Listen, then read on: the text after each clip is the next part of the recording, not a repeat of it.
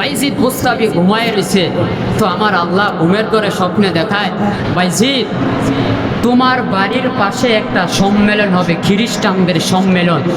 সেই জায়গার মধ্যে 5 লক্ষ খ্রিস্টান থাকবে, সেই জায়গার মধ্যে তুমিও থাকবা। তো বাইজিদ বুস্তাবি ডাকতে বলে, আল্লাহ আমি হইলাম মোহাম্মদুর রাসূলুল্লাহ উম্মত, আর তারা হলো খ্রিস্টান।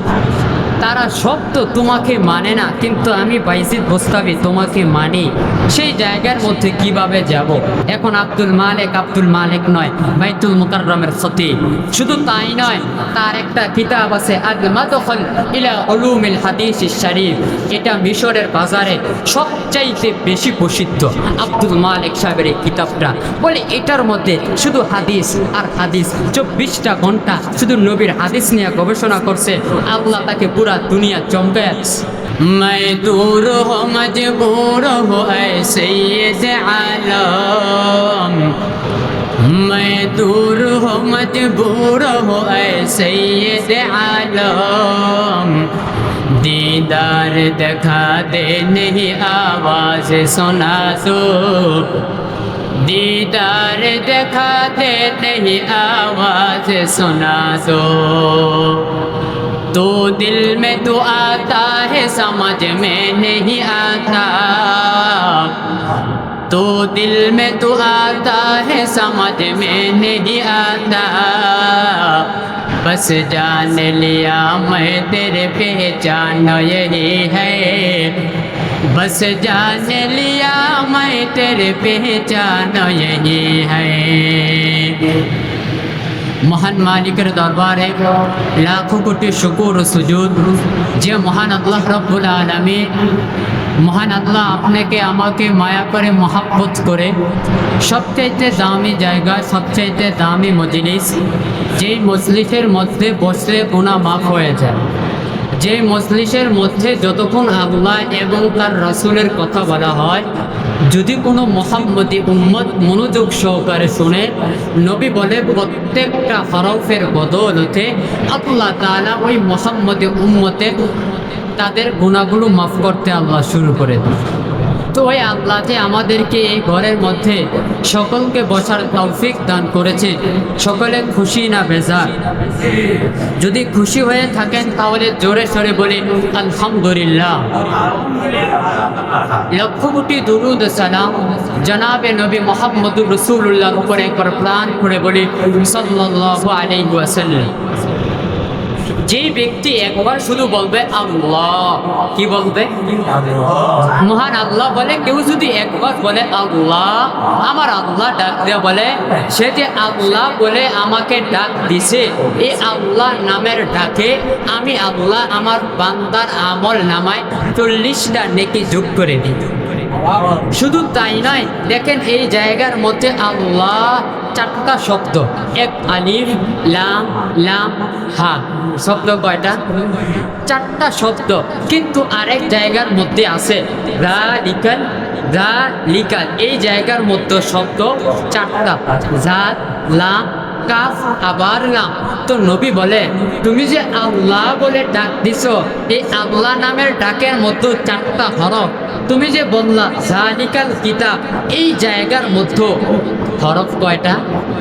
4টা হরফ। কিন্তু আমার আল্লাহ ডাক দেয়া কয়, তুমি যে আমাকে আল্লাহ বলে ডাক দিছো, তুমি 40 নেকি পেয়ে গেছো। কিন্তু যালিকাল কিতাব, তুমি যদি এটাও বলো 40টা নেকি তুমি পেয়ে গেছো।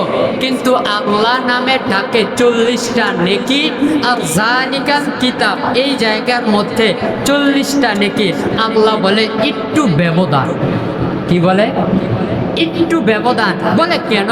বলে তুমি যে বললা আল্লাহ, এই আল্লাহ থেকে আসছে পাহাড়, বলে এই পাহাড় থেকে আসছে ঝর্ণা, বলে এই পাহাড় থেকে আসছে নদী, বলে এই আল্লাহ নামের ডাক থেকে আমি আল্লাহ আসমান সৃষ্টি করেছি, এই আল্লাহ নামের ডাক থেকে আমি আল্লাহ জমিন সৃষ্টি করেছি, এই আল্লাহ নামের ডাক থেকে আমি আল্লাহ জান্নাত সৃষ্টি করেছি, এই আল্লাহ নামের ডাক থেকে আমি আল্লাহ পুরা কায়নাত থেকে সৃষ্টি করেছি।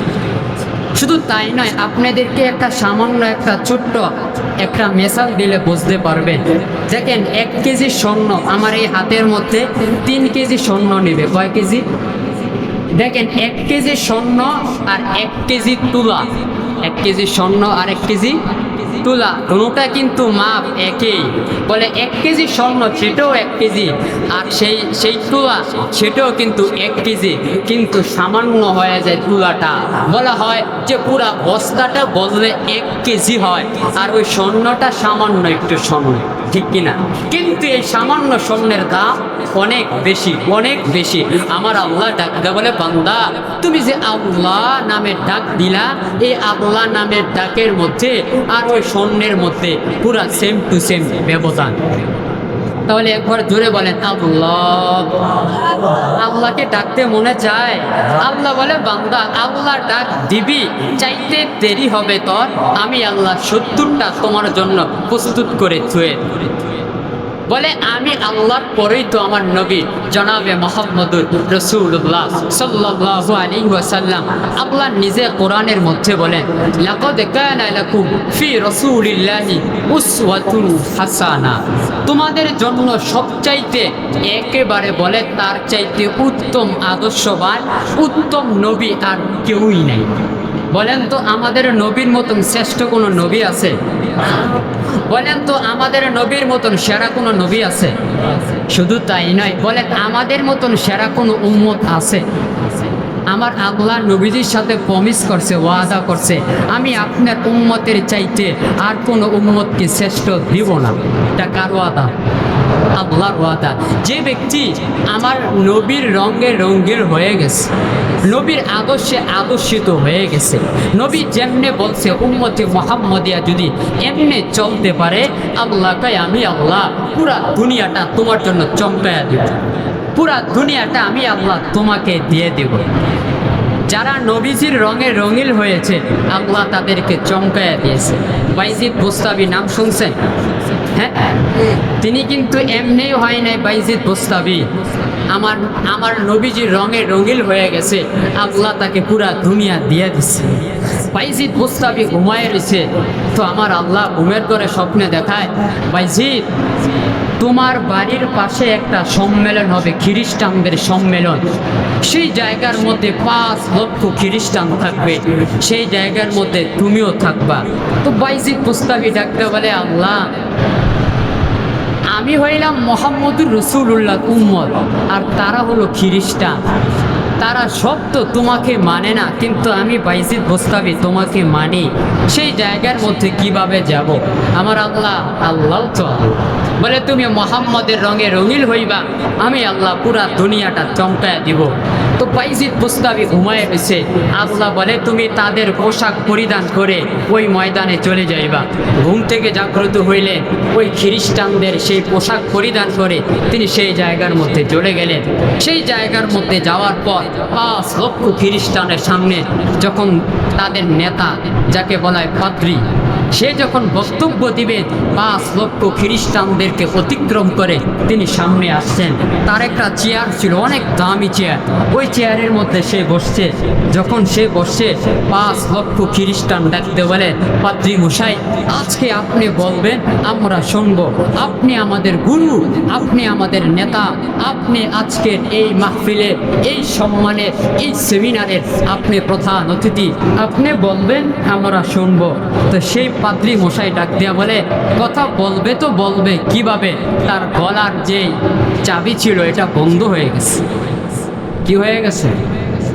তিনি কথা বলতে পারতেছেন না, হঠাৎ করে চুপ হয়ে গেছে। 5 লক্ষ খ্রিস্টান ডাকতে বলে, পাদ্রী মশাই কথা বলেন না তো বলেন না কেন? আমরা তো আপনার অপেক্ষায় ছিলাম, আপনি বলবেন, আমরা শুনবো। ওই পাদ্রী ডাক দেয়া বলে, বলবো তো বলবো, কিন্তু এই জায়গার মধ্যে একজন মুহাম্মদী আছে, ওই মুহাম্মদী যতক্ষণ পর্যন্ত থাকবে আমার গলা দিয়ে কথা আসবে না। 5 লক্ষ খ্রিস্টানদের মধ্যে একজন ডাক দিয়ে বলে, খালি নামটা বলেন না, তার কল্লাটা আলাদা করে দিন। সে বলে, না, কল্লা আলাদা করার কোনো প্রয়োজন নাই, আমি তাকে প্রশ্ন করব, যদি উত্তর দিতে পারে তাকে মাফ করে দিব, আর যদি উত্তর না দিতে পারে তার কল্লা আলাদা করে দিব। সেই পাত্রী ডাকতে বলে, কে আছো মোহাম্মদে, পারলে দাঁড়ায় যাও। তো সেখান থেকে বাইজিদ বুস্তামি তিনি দাঁড়ায় গেলেন সিংহের মতো, কেন সে তো মোহাম্মদী। সুবহানাল্লাহ। মোহাম্মদী কাউকে ভয় পায় না, মোহাম্মদী আল্লাহর উপর ভরসা করে। তাওয়াক্কালতু আলাল্লাহ, আল্লাহ বলে বান্দা আমার সাথে তোর কানেকশন, আমার সাথে তোর সম্পর্ক পুরা দুনিয়া চমকায়া দিবে। ওই 5 লক্ষ খ্রিস্টানদের মধ্যে বাইজিদ বুস্তামি দাঁড়ায় গেছে। যখন দাঁড়ায় গেছে, ওই পাদ্রী বলতেছে, আমি প্রশ্ন করব, যদি উত্তর দিতে পারো মা, যদি উত্তর না দিতে পারো আল্লাহ কিন্তু আলাদা করে দিব। বাইজিদ বলে, বেটা প্রশ্ন করা শুরু কর, আমি আমার আল্লাহর নামে আমার নবীর উপর দুরূদ পড়া আমিও শুরু করব। সেই পাদ্রী একটা নয়, দুইটা নয়, তিনটা নয়, তাকে প্রশ্ন করছে 62টা। কয়টা? 62টা বলার আমার সময় নেই, একটা মাত্র বলি যে কুকুর ঘেউ ঘেউ সময় কি বলে? কুকুর ঘেউ ঘেউ সময় কি বলে? এমনি তাকে 62টা প্রশ্ন করছে। সেই 62টার প্রশ্ন বাইজিদ বুস্তামি আমার আল্লাহর নাম শুরু করে নবীর উপর দুরূদ পড়ে যখন শুরু করলেন, সবগুলো প্রশ্নের উত্তর দিয়ে দিচ্ছে। দেওয়ার পরে এবার বাইজিদ বুস্তামি ডাকতে বলে, পাত্রী মশাই, আপনি আমাকে প্রশ্ন করছেন 62টা, আমি আপনাকে একটা প্রশ্ন করব। 5 লক্ষ খ্রিস্টান ডাকতে বলে, আরে বেটা, যিনি আমাদের গুরু, যিনি আমাদের নেতা, যার কথা আমরা মানি, তুমি তার 62টা প্রশ্নের উত্তর দিয়েছো, আর সে একটা প্রশ্নের উত্তর পারবে না, কোনো প্রশ্নই আসে না, প্রশ্ন করা শুরু করো।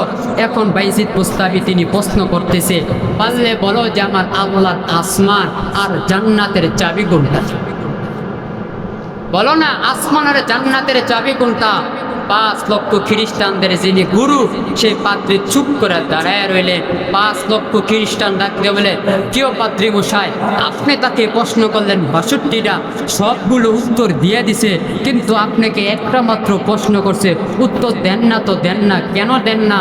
পাত্রী ডাকতে বলে, আমি পারি সেটার উত্তর, কিন্তু আমি যদি দেই তোমরা আমাকে মানবা না। আমি যদি উত্তর দেই, তোমরা 5 লক্ষ খ্রিস্টান আমাকে আর গুরু বলে নেতা বলে মানবা না। যদি বলো আমাকে মানবা, তাহলে আমি উত্তর দিয়ে দেব। 5 লক্ষ খ্রিস্টান ডাকতে বলে, যে আমরা আপনাকে গুরু বলেই মানব, তাহলে বলেন সেইটার চাবিটা কি? ওই পাদ্রী ডাকতে বলে, জান্নাত আর আমার আল্লাহর আসমানের চাবি হলো লা ইলাহা ইল্লাল্লাহ মুহাম্মাদুর রাসূলুল্লাহ। যখন এই কথা বললেন, 5 লক্ষ খ্রিস্টান ডাক দিয়ে বলে, যদি জান্নাত আর আমার আল্লাহর আসমানের চাবি যদি লা ইলাহা ইল্লাল্লাহ হয়ে যায়, তোমাকে কেন মানবো? বাইজিদ বুস্তামির হাতে 5 লক্ষ খ্রিস্টান কালেমা পড়ে মুসলমান হয়ে গেছে। আরে মিয়া, যিনি আমার নবীজির রঙে রঙিল হয়ে গেছে, আল্লাহ তাকে চমকায়া দিয়েছে। আমাদের ইমামে আজম আবু হানিফা, তার লাশ দেখে, লাশ কি দেখে? লাশ দেখে 70,000 খ্রিস্টান কালেমা পড়ে মুসলমান হয়ে গেছে, লাশ দেখে। ইমাম তাইমিয়ার জানাজা দেখে 70,000 খ্রিস্টান কালেমা পড়ে মুসলমান হয়ে গেছে। ইমাম আহমদ ইবনে হাম্বলের জানাজা দেখে 50,000 খ্রিস্টান কালেমা পড়ে মুসলমান হয়ে গেছে। বলে, তুমি আমার নবীজির রঙে রঙিল হইবা, আমার আল্লাহ পুরা দুনিয়া তোমাকে চমকে দিবে। হা হা যুবক, নবী চিল্লা না। বলে, এত দূর যাওয়া লাগবে না। যিনি আমাদের বাইতুল মুকাররমের খতিব মুফতি আব্দুল মালিক হাফিজাহুল্লাহ, তাকে খতিব বাইতুল মুকাররম জামে মসজিদ কেন? তিনি ছোটকাল থেকে আমার নবীর হাদিস নিয়ে গবেষণা করছে। তিনি কারো সামনে নিজেকে উন্মোচন করে নাই, তিনি কারো সামনে নিজেকে বড় জাহের করে নাই, কিন্তু আমার নবীর হাদিস নিয়ে যখন গবেষণা করে শুরু করলেন, তখন আমার আল্লাহ ডাকতে বলে, আব্দুল মালিক, তোকে আমি আল্লাহ ঘরের মধ্যে রাখবো না, পুরা দুনিয়া আমি আল্লাহ চমকায়া দিব। এখন আব্দুল মালিক নয়, বাইতুল মুকাররমের খতিব। শুধু তাই নয়, তার একটা কিতাব আছে আল-মাদখাল ইলা উলুমিল হাদিস শরীফ। এটা মিশরের বাজারে সবচাইতে বেশি প্রসিদ্ধ আব্দুল মালিক সাহেবের এই কিতাবটা। বলে, এটার মধ্যে শুধু হাদিস আর হাদিস, 24টা ঘন্টা শুধু নবীর হাদিস নিয়ে গবেষণা করছে। আল্লাহ তাকে পুরা দুনিয়া চমকায়া দিচ্ছে। তাই নবীজির আদর্শে আদর্শিত হইলে আল্লাহ আপনাকে চমকায়া দেন। সুবহানাল্লাহ।